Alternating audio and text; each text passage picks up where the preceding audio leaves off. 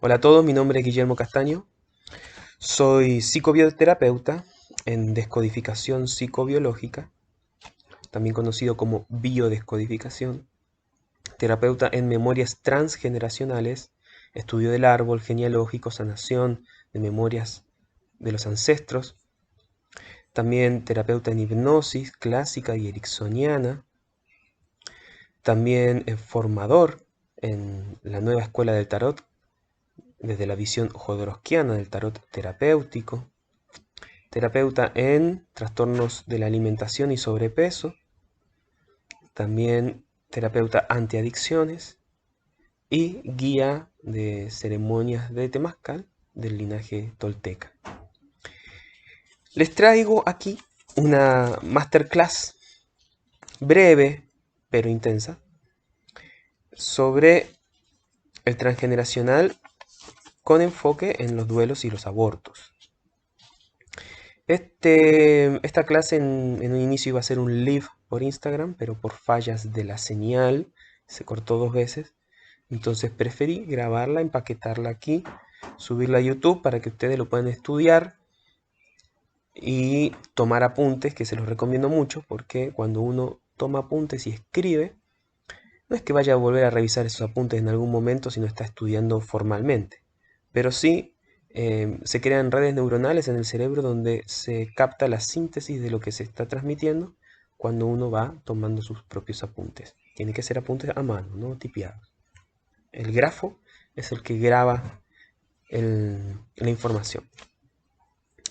Entonces, decirles que todo el mundo debería conocer cómo funciona el transgeneracional. ¿Por qué? Porque hay conocimientos que no son trascendentales. Son útiles, te pueden dar dinero, te pueden dar dicha y satisfacción.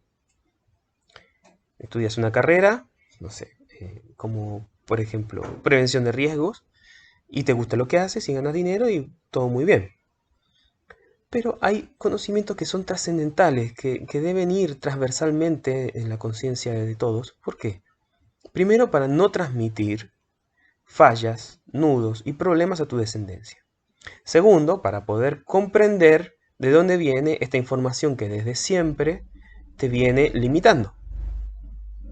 Entonces, es doble. Ayudas a tu descendencia, te ayudas a ti mismo y es triple porque también liberas cargas de tus antepasados.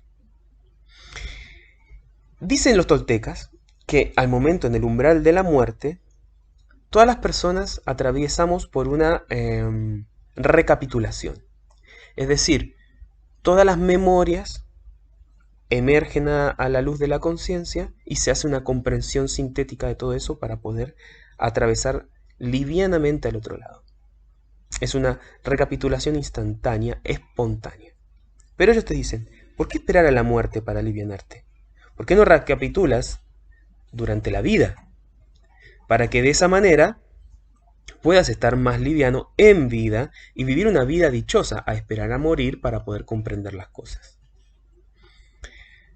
La recapitulación tolteca es una autohipnosis. Es decir, que hace 2000 años hacían las mismas técnicas que después desarrolló el psiquiatra Milton Erickson para sanar memorias de este tipo. Y son las que utilizamos en la terapia transgeneracional. Entonces, con un pequeño cuentito, ¿no? Que ya lo conté un par de veces, pero es muy útil.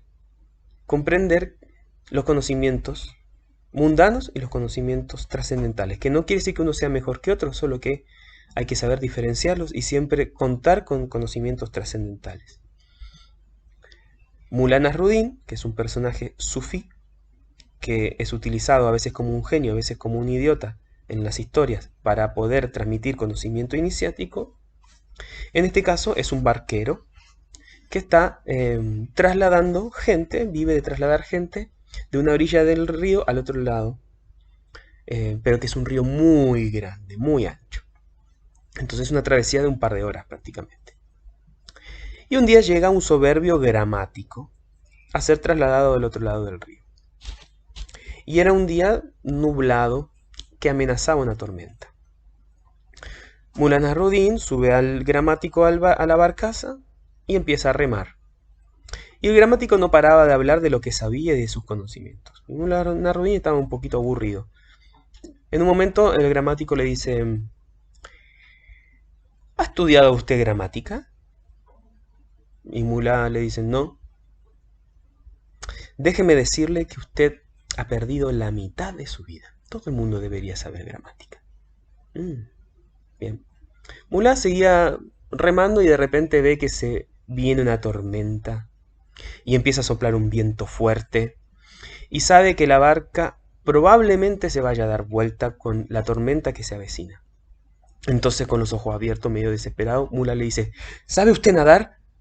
Y el gramático le dice, no sé nadar, nunca aprendí a nadar.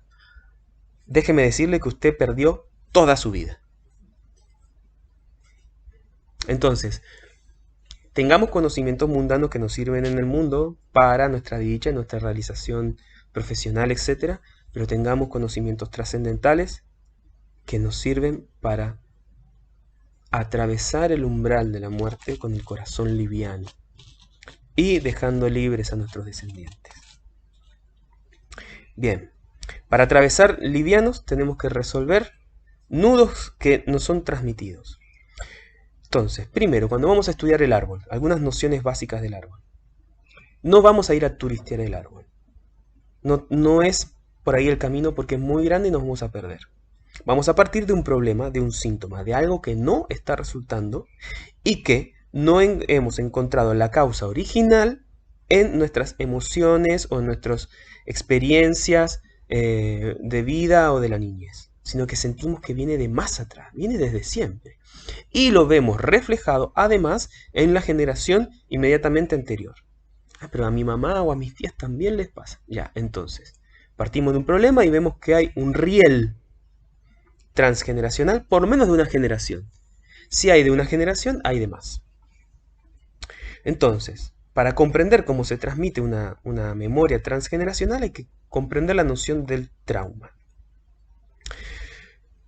¿Cómo se forma un trauma?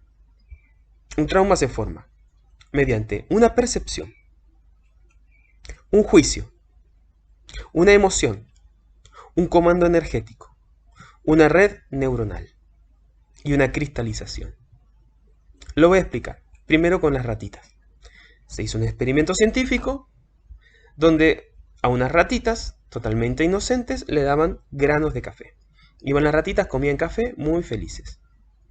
Un par de veces que comieron café, le dieron una descarga eléctrica en el momento que estaban comiendo café. Un voltaje. Las ratitas quedaron instantáneamente con su sistema nervioso central tenso. Recibieron el dolor de la descarga. Le volvieron a dar café, volvieron a acercarse al café, descarga eléctrica. La tercera vez que le dieron café, las ratas no son tontas, no fueron a comer. Interesante que la siguiente generación, cuando olía el café, su sistema nervioso central se ponía tenso y se endurecía, y no iba a comer el café. Recién a la quinta generación de ratas, las ratas se aventuraron nuevamente al café y dejaron tener el síntoma de volverse tensos su musculatura. Es decir, que sin transmisión oral, solo mediante transmisión genética, las ratas transmitieron un trauma. ¿Y por qué lo transmitieron? Porque tenía una función de supervivencia. Es decir, si tú te comes el café, te puedes morir de una descarga eléctrica. No te lo comas. Muy sencillo. Se transmite una memoria transgeneracional para supervivencia. Bien. Entonces, la ratita percibe. Una vez que percibe dentro de su cerebro quizás más limitado, hace un juicio. Dice, café igual descarga. Siente una emoción, dolor.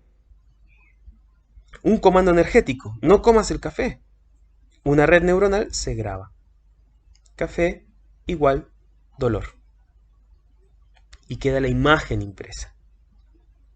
Es decir, podríamos llamarle una especie de creencia roedora, que es la imagen, que puede ser el olor o el grano de café, la sensación de la descarga eléctrica y el comando energético de no. Listo, eso se transmite. Entre los humanos lo transmitimos genéticamente, si hay secreto, si no fue hablado, o lingüísticamente. Es decir, decimos, Por ejemplo, los hombres son abandonadores. No confíes en los hombres. Entonces eso es lo mismo que la rata, igual que dice café igual dolor por una experiencia, pero eso se va transmitiendo lingüísticamente. Entonces se forma una creencia. Esa creencia precede a la percepción. Entonces yo empiezo a percibir conforme a la creencia. Entonces solamente voy a ver hombres abandonadores, y si soy mujer me voy a relacionar con hombres abandonadores y voy a tener una evidencia que va a justificar mi percepción. Y si soy hombre, o bien voy a ser abandonador, o bien voy a no tomar mi hombría para no abandonar.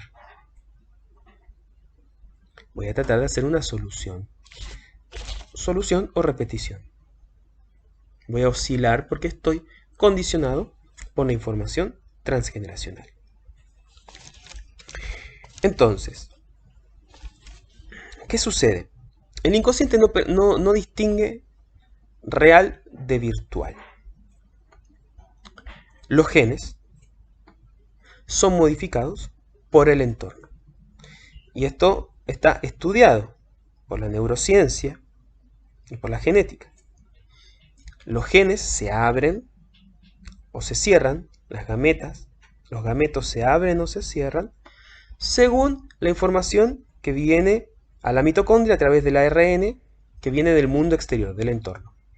Un ejemplo, yo soy una persona negra del sur de África, donde la incidencia del sol es muy agresiva, por lo tanto debo protegerme con mucho melanocito, mi piel es negra, son los melanocitos como paraguas abiertos que protegen de la radiación, y sobrevivo. Nos mudamos con mi familia a Finlandia, donde hay escasas horas de sol. Necesito sintetizar vitamina D. Debo adaptarme al nuevo entorno. En un par de generaciones, mi piel se va a aclarar. Voy a empezar a cerrar el paraguas para que entre más radiación solar para poder sintetizar vitamina D para la supervivencia. Siempre es para la supervivencia. Entonces, a partir de ahí, desde esa mudanza, voy a empezar a informar a mi ADN que hay que hacer un cambio en la genética. Pero resulta que el entorno no solamente, como lo demuestra la neurociencia, puede ser real, sino que puede ser virtual. El entorno psíquico, las cosas que yo imagino, las cosas que yo percibo y que interpreto, el entorno emocional se va volviendo, el entorno neurótico inclusive, se va volviendo un agente modificador del ADN. ¿Cuándo se abren las gametas? Se abren, por ejemplo, en el sueño lúcido, en el sueño paradoxal, se abren en la meditación profunda y se abren en la hipnosis. Pero resulta que dice uno, hipnosis como en las películas. No, la hipnosis es natural, cada 40 minutos entramos en hipnosis. Ir a ver una película es entrar en hipnosis. Quedarte pegado frente al noticiero es entrar en hipnosis. Entonces, si tú te pegas frente a las noticias todos los días 2 horas, te están literalmente hipnotizando. Se crea un entorno psíquico. Entonces, la información que sostenidamente se transmite a través de la hipnosis del, por ejemplo, televisor y de las noticias, puede llegar a ser codificada por tu ARN y modificar hasta tu genética. Así de poderosa es. Por tanto, comprender básicamente que el cerebro no distingue real de virtual y que el entorno psíquico puede modificar el ADN.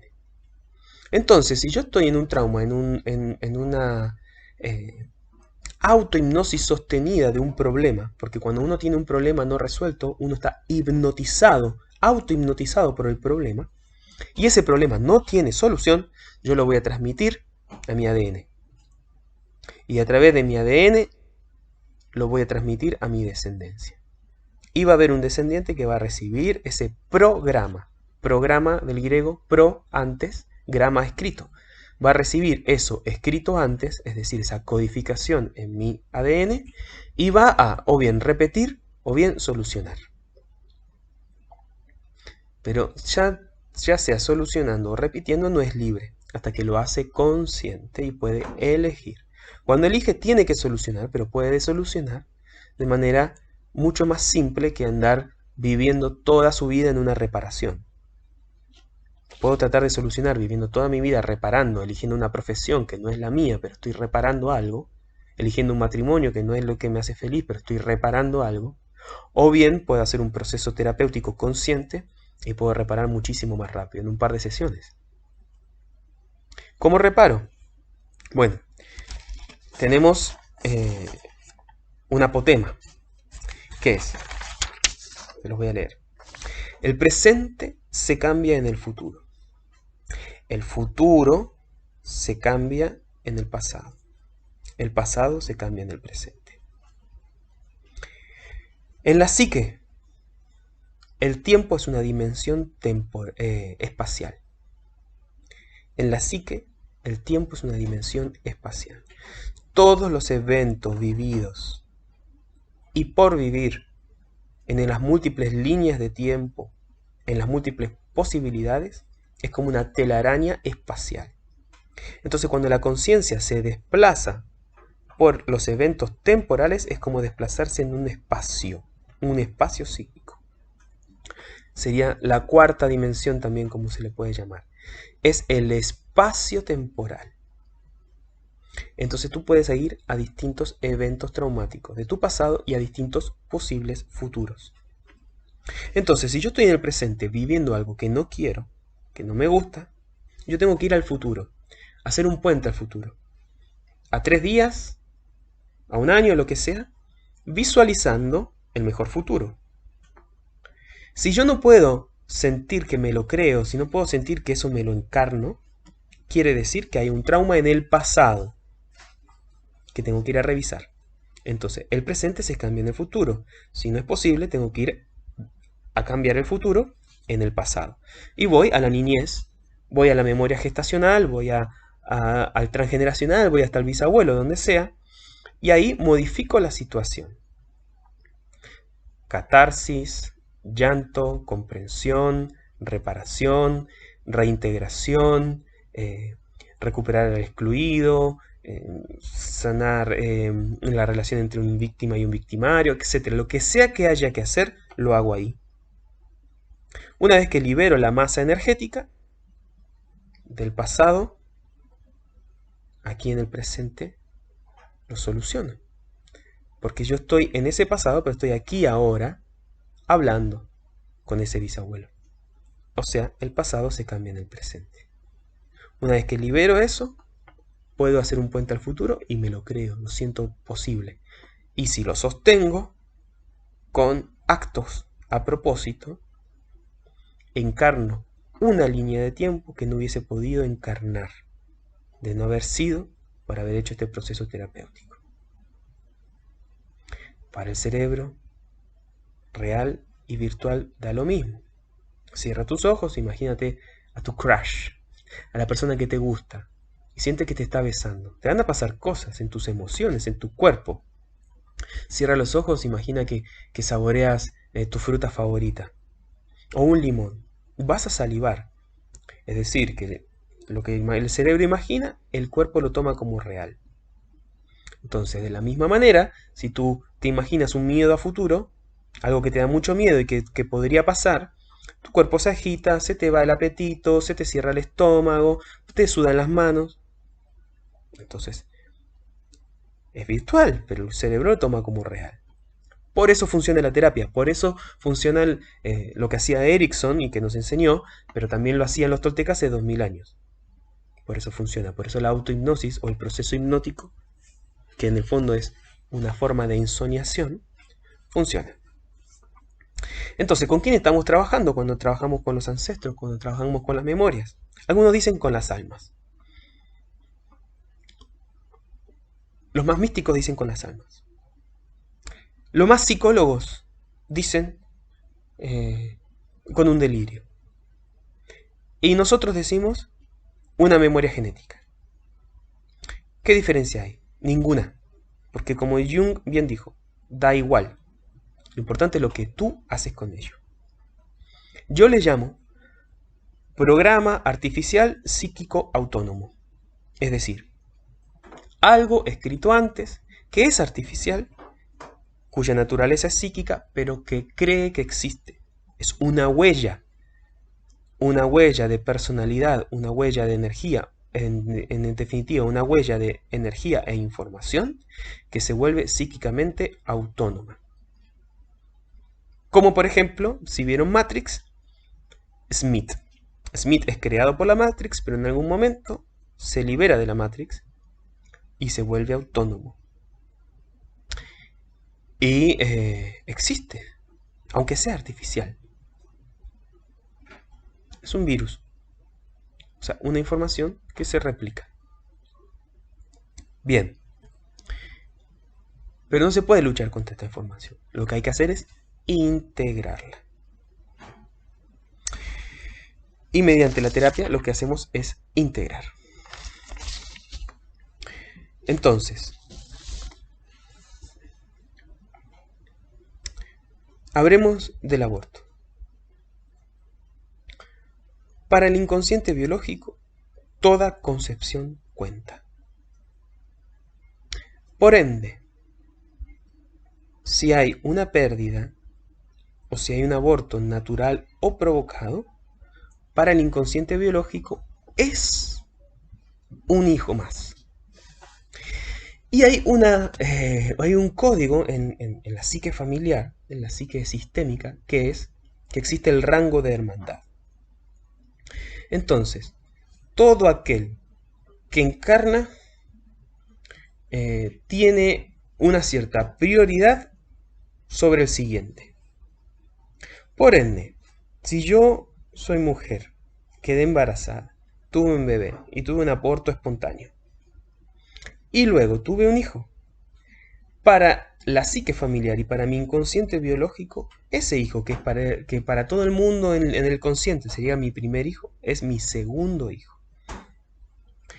Por ende, hasta que no sea reconocido y validado en su lugar, ese que no alcanzó a encarnar, va a estar llamando la atención.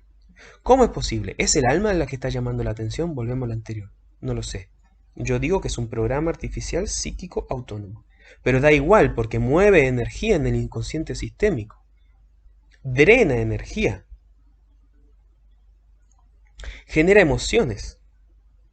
Entonces, ¿qué pasa si un niño nace después de un aborto o una pérdida? Ese niño, sobre todo si es deseado como reemplazo del otro que no fue, tiene lo que se denomina un yaciente horizontal. Es decir, un fantasmita encima del hombro, que le va a drenar la energía. Entonces el niño no puede tomar su propia vida al 100%, porque ese fantasmita no sabe que está muerto. Y quiere atención y espacio y lugar. No puede tomar su propia vida, puede ser medio depresivo, puede tener muchos sentimientos de culpa. ¿Cuándo se crean estos problemas? Cuando no son reconocidos ni dados en su lugar. Hablemos de un aborto provocado. No hagamos un juicio moral al respecto, porque el universo como tal no juzga, solo presta energía. Son nuestras morales, depende la época y depende el lugar, quienes consideran las cosas buenas o malas. Pero aceptar las cosas tal como son libera. Entonces, un aborto provocado, si vamos simplemente a aceptar las cosas tal como son, es matar a una encarnación. O sea, yo decido matar a este cigoto, a este pequeño embrión. Si yo puedo aceptar esa realidad tal como es, puedo sanar la memoria energética. Me acuerdo cuando yo llegué a vivir al campo, había una señora que la perra había parido y tenía muchos perros y agarró a los perritos y los ahogó. Y la señora no se hizo mucho problema por hacer eso. Y yo miré consternado y la señora simplemente me dijo, bueno, acá en el campo las cosas son así. No se les puede dar eh, lugar a estos cachorros porque no hay suficiente comida y traen problemas. Hay que matarlos. Entonces la señora era una señora feliz, que no andaba cargando con karmas ni nada de eso, porque simplemente ella aceptaba tal como es los actos que estaba haciendo. Entonces, cuando yo puedo aceptar las cosas como son, puedo liberar. Entonces, ya sea que el aborto haya sido natural, espontáneo, haya sido una pérdida, la aceptación de lo que sucedió y dar lugar en el árbol. Es decir, siempre tendrás un lugar en mi árbol. Por ejemplo, si es algo provocado, lamento lo que hice. Tuve que hacerlo por tal o cual cosa. Quizás no tuve la fuerza, quizás no tuve el deseo, pero acepto la culpa que en el fondo niego. ¿Por qué? Porque si yo puedo aceptar la culpa, puedo hacer grandes cosas. Es decir, la culpa se vuelve fuente de fuerza. Si yo no puedo aceptar la culpa, si estoy en la negación, es ahí donde el programa va a empezar a insistir, insistir, insistir, y va a empezar, que si yo no lo asumo, a tomar a las generaciones siguientes para que puedan reconocer el sufrimiento, el dolor, hacerlo consciente y liberarlo. Entonces, ¿para qué darle ese trabajo a mis generaciones posteriores? Entonces, si es un aborto natural, que no se deseaba, también se reconoce el dolor, se reconoce que esa alma vino a dar un servicio, no sé cuál todavía, pero lo voy a ver en algún momento. Le doy un sepulcro. Si no me entregaron los restos, los simbolizo. Le puedo dar un nombre si quiero. Le puedo dar un sepulcro. Si no tiene un sepulcro, puedo simbolizarlo de alguna manera, quemarlo como una cremación y las cenizas sería esparcirlas en un lugar, y en el lugar donde se esparcen las cenizas es el lugar de su sepulcro, donde yo puedo conectar con esa alma.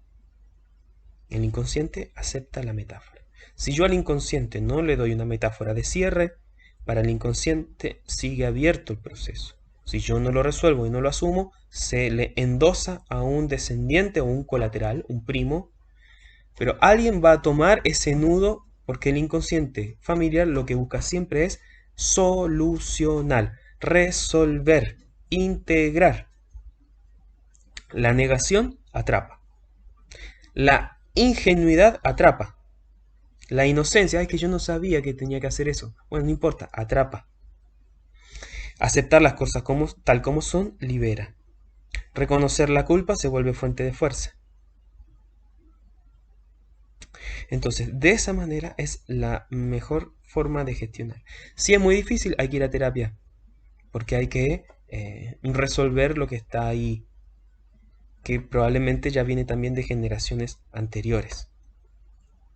Entonces, todos los que no recibieron su lugar en el árbol de manera consciente, de manera simbólica o real, todos los que no se ubican en ese rango, van a generar estos problemas. Hay personas que no saben por qué sienten mucha culpa.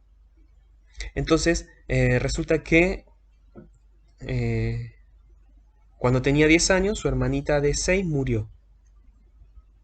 Entonces, el inconsciente cree que porque el otro se fue, yo no debo vivir al 100% mi vida.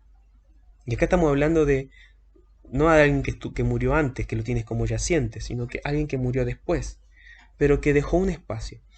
Y extrañamente, gracias a ese espacio, gracias entre comillas, gracias a ese espacio, el hermano mayor tuvo más espacio para su vida. No sé, después a los 20 le pagaron una carrera en la universidad que quizás no se lo hubiesen podido pagar si había que pagar 2 carreras.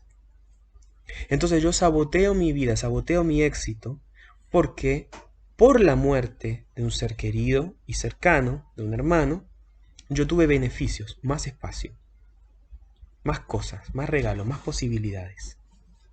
Entonces, voy a sabotear el éxito de mi vida para honrar inconscientemente la muerte del otro. Pero esto se puede resolver honrándolo conscientemente. Y ahí hay que hacer un trabajo terapéutico, se hace a través de la hipnosis o del acto simbólico, donde se reconoce la muerte, el sufrimiento del hermano, y se le dice, básicamente, yo estoy vivo, tú estás muerto, qué pena, qué dolor lo que pasó, pero mira, yo también voy a morir dentro de un tiempo más. Entonces, por mientras voy a estar vivo. Y sabes qué, en cada logro que yo haga, te voy a honrar. Siempre te voy a tener presente. En cada éxito que yo conquiste te voy a convidar un poco, así no habrá sido en vano que te fueras. Entonces, una frase sanadora como esa, dentro de la visualización, es suficiente como que para que la persona deje de honrar desde el saboteo y empiece a honrar desde el lado de la vida. Entonces, ¿a quiénes les vamos a prestar atención si no fueron reconocidos? Los muertos al nacer, las pérdidas, los abortos provocados, los abortos naturales, los niños muertos, e inclusive vamos a contemplar la posibilidad del gemelo perdido. Vamos a preguntar a la madre, por ejemplo, o sea, preguntar si tienen información sobre su gestación, si su madre tuvo una pérdida durante el embarazo. Un sangrado fuerte, o un sangrado raro, una menstruación dentro de los primeros meses de embarazo. Porque a veces sucede que hay un gemelo perdido y es una de las causas que generan una estructura de culpabilidad. Es decir, éramos dos en el vientre, pero el vientre no daba para los dos. Y uno murió. Es decir, uno agarró más fuerza de vida y el otro murió. Algo parecido cuando una perra tiene 8 tetas y tiene 10 perros. Dos mueren. Bueno, lo mismo pasa dentro del útero. Es una selección natural, porque no da para todos, no da para los dos.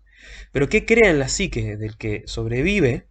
Una sensación de culpabilidad de que no merece ocupar su espacio, porque por estar vivo el otro murió. Entonces, cuando no podemos encontrar en la vida real la causa de esa culpabilidad excesiva, vamos a buscar al gemelo perdido y vamos a hacer un trabajo similar con el gemelo perdido. Por eso utilizamos mucho la hipnosis, que no es la hipnosis de las películas, sino que en el fondo hipnos es ensoñación, es el dios del sueño. Entonces vamos a ensoñar y lo que ensoñamos, con las técnicas, con los métodos que tenemos, y comprendiendo la lógica de cómo funciona el sistema de la psique familiar, ordenamos las cosas. Nos traemos la quinta esencia de esa comprensión al consciente y cuando el consciente comprende, el inconsciente o el cerebro emocional se queda tranquilo. Y eso cambia nuestra vibración, hacemos un puente al futuro y nuestra realidad cambia. Así funciona la terapia. Entonces, estoy dando esta masterclass para que comprendan, pero también para que sepan que estamos abierta esta formación para los que a partir de marzo quieran formarse, quieran aprender a trabajar con esto, trabajarse ustedes mismos y ayudar a otros a sanarse. Esta es una formación abierta que comenzamos. Estamos entregando un conocimiento trascendental. Entonces, con los duelos pasa algo parecido. Hay un duelo biológico. Hay un duelo biológico que, por ejemplo, con la muerte de un ser querido, es natural y puede durar un año, hasta 2 años. Es una depresión biológica. Pero si esa depresión dura 10 años o 5 años, hay que hacer un trabajo de duelo. Entonces, ¿qué es lo que hace que nosotros no podamos vivir el duelo biológico y lo sigamos sosteniendo a un duelo psicológico? Es la creencia de que si te suelto, si soy feliz, si rehago mi vida, te estoy dejando de amar. Entonces, como te amo tanto, no te suelto, no te dejo ir. Es la creencia que si te suelto, si te dejo ir, no vamos a estar más juntos. Vamos a perder el contacto.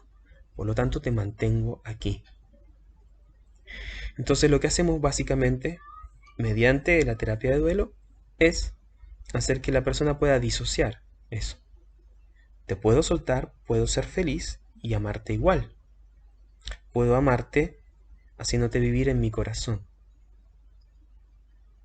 Y tarde o temprano voy a morir. Y no podremos encontrar.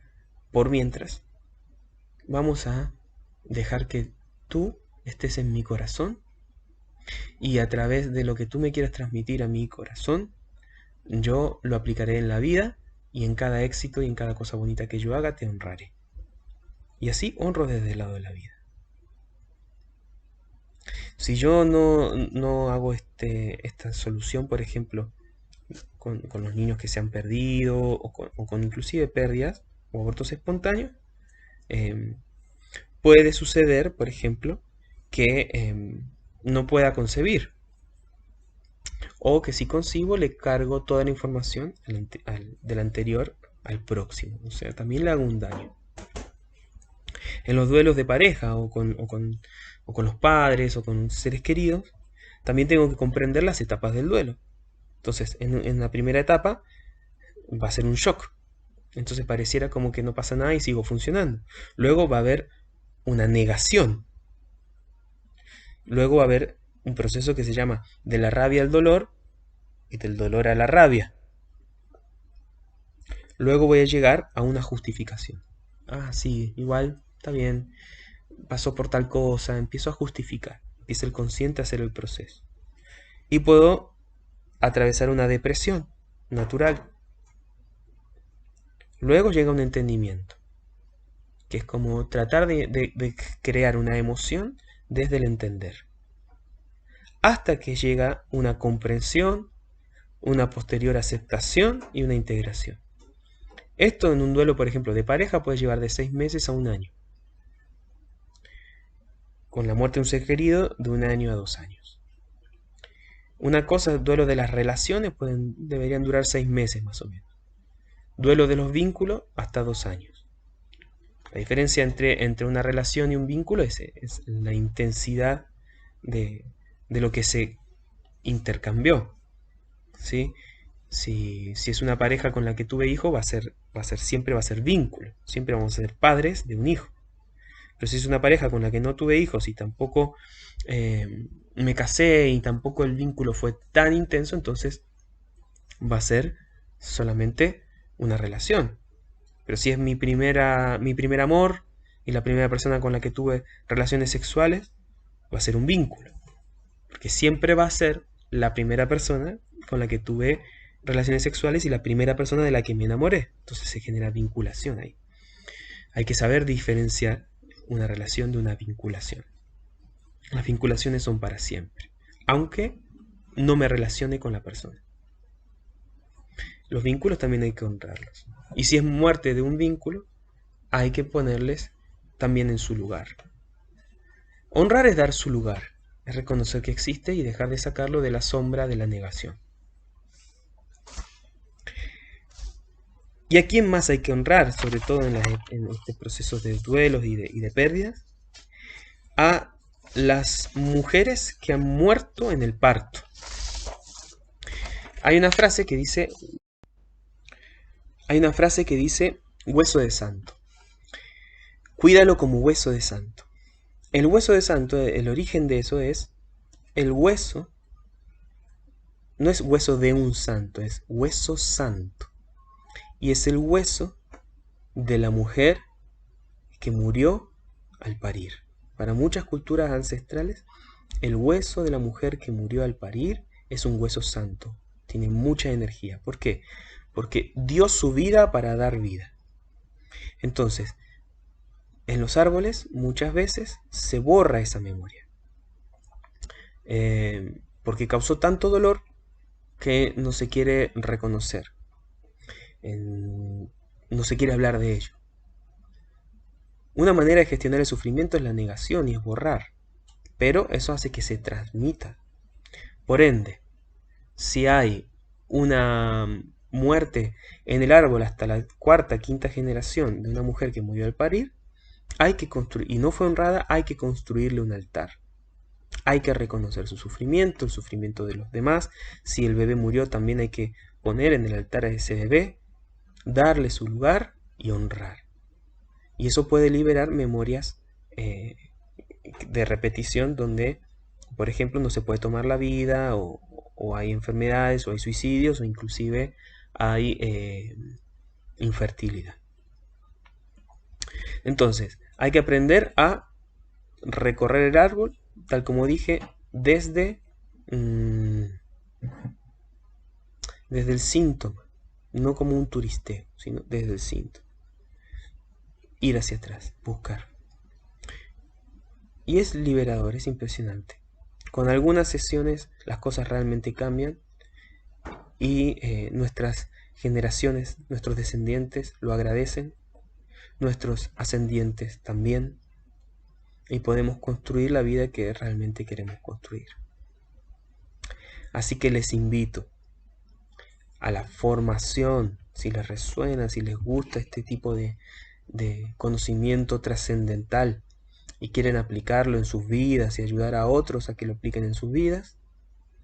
Hay una formación abierta, vamos a comenzar en marzo. Así que en los comentarios de este video me puedes dejar tu correo electrónico y yo te envío toda la información del programa y las facilidades que tiene, su duración y sus contenidos. Bueno, espero que les haya gustado la clase, con mucho cariño para ustedes, y estamos en contacto. Si tienes dudas, consultas, preguntas, también en los comentarios de este video me los puedes dejar. Un abrazo grande y hasta la próxima.